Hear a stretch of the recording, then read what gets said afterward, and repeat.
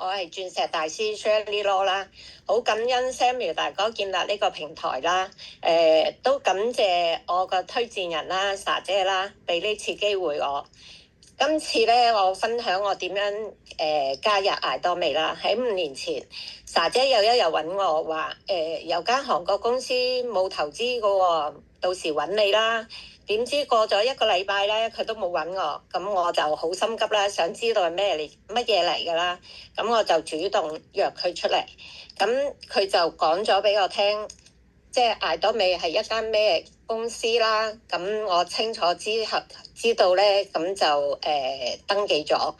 咁有啲人就可能知道乜嘢叫做預先登記咧，因為嗰時艾多美仲未嚟到香港，咁我哋要預先登記啦。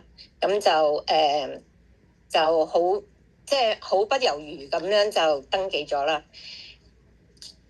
當艾多美嚟到香港嗰個時候，咁我哋就註冊啦。咁點解有啲人問我咁容易相信啊莎姐咧？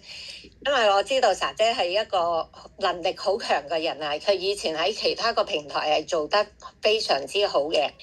咁我覺得佢揀中艾多美，咁一定係好嘅平台啦。能力強嘅人跟住能力強嘅人，你就會強咯。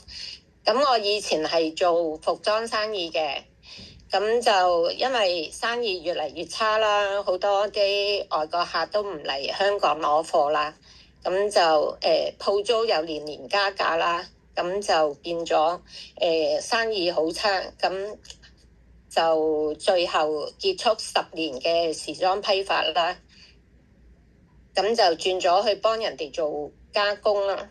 由朝做到晚，身體就出現毛病啦，咁就身體由腰一直痛到落腳，企又唔得，瞓又唔得，坐又唔得嘅。咁自從用咗艾多美嘅啲產品啦，咁幫我改善咗啦，咁就係好快就好返啦。咁就食咗樂麗果啦，花กิ๊啦，薑黃啦，骨膠原啦，咁令我個痛楚改善好咗啦。咁所以咧會全力分享好嘅產品俾我啲朋友同家人。